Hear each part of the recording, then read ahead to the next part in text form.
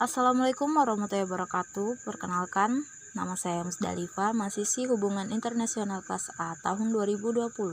Hari ini saya akan mempresentasikan hasil summary paper untuk mata kuliah Sistem Ekonomi Indonesia.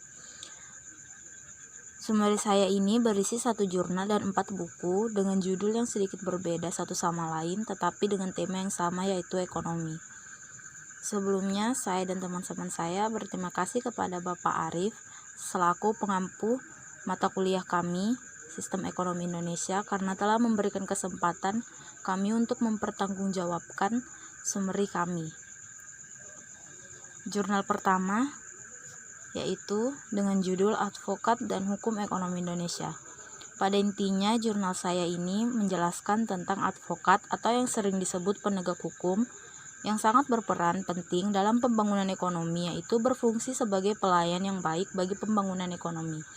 Karena hukum dikatakan mempunyai fungsi pengabdian, yang berarti apabila proses berubah, maka hukum harus diusahakan agar dapat menampung perkembangan yang baru itu.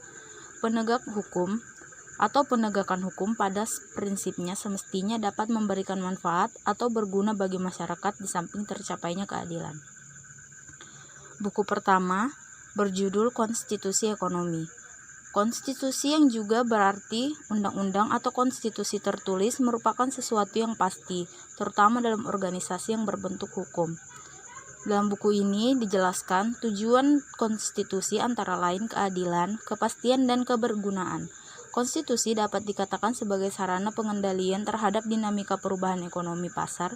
Di sisi lain juga merupakan sarana perekayasaan atau perkembangan ekonomi ke arah cita-cita bersama. Konstitusi sebagai kesepakatan bersama harus bisa menjadi faktor penyeimbang dalam hubungan antara negara, masyarakat, dan pasar. Dalam buku ini, pembaca diajak untuk menyadari begitu pentingnya memahami Undang-Undang 1945 sebagai dokumen ekonomi atau sebagai konstitusi ekonomi. Selanjutnya, buku kedua berjudul Pengantar Ekonomi Sumber Daya Manusia. Saat ini kita tahu kualitas sumber daya Indonesia menjadi persaingan bisnis yang sangat ketat. Banyak yang belum menyadari pentingnya sumber daya manusia itu.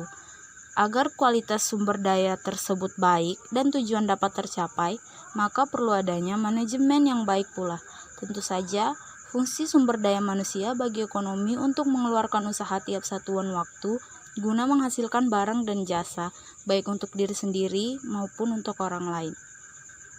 Pengembangan dan pemberdayaan sumber daya manusia sangat penting keberadaannya karena tuntutan pekerjaan dan jabatan sebagai akibat dari kemajuan iptek, serta semakin ketatnya persaingan. Buku ini diharapkan dapat membantu pembaca untuk lebih meningkatkan kualitas masing-masing di bidang sumber daya manusia.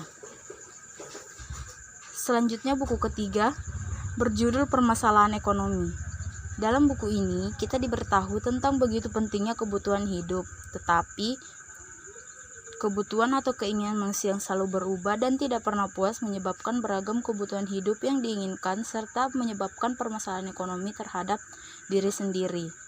Faktor-faktor terjadinya permasalahan ekonomi antara lain usia, iklan, lingkungan, perkembangan iptek, dan lain-lainnya. Alat pemenuh kebutuhan tentu saja menjadi pemecah masalah ini, tetapi kelangkaan memiliki keterbatasan yang pastinya belum tentu dapat diselesaikan. Diharapkan dengan adanya buku ini, masyarakat dan pemerintah dapat saling membantu untuk mengurangi keinginan masyarakat akan kebutuhan yang berlebihan. Terakhir, buku ini berjudul Creative Digital Marketing. Dalam buku ini kita dikenalkan dengan istilah bottom line atau profit atau keuntungan dalam sebuah usaha yang diharapkan mendapatkan keuntungan dan melalui beberapa proses, mulai dari inovasi yang dilakukan, perusahaan merekrut sumber daya manusia, bibit unggul untuk sumber daya manusia, belanja iklan ratusan juta bahkan miliar, sampai penerapan digital marketing selalu akan berpusat pada satu tujuan, yaitu peningkatan bottom line. Bottom line adalah salah satu aspek keuangan yang sangat penting, dan manfaat dari digital marketing ini kita dapat lebih dimudahkan dalam melakukan transaksi. terutama pada keadaan saat ini yang kita dituntut untuk terus di rumah. Meskipun buku-buku dan jurnal yang saya summary ini memiliki judul yang berbeda, tetapi dalam summary saya ini kita dapat mengetahui permasalahan ekonomi serta penyelesaiannya. Sekian, terima kasih saya ucapkan. Wassalamualaikum warahmatullahi wabarakatuh.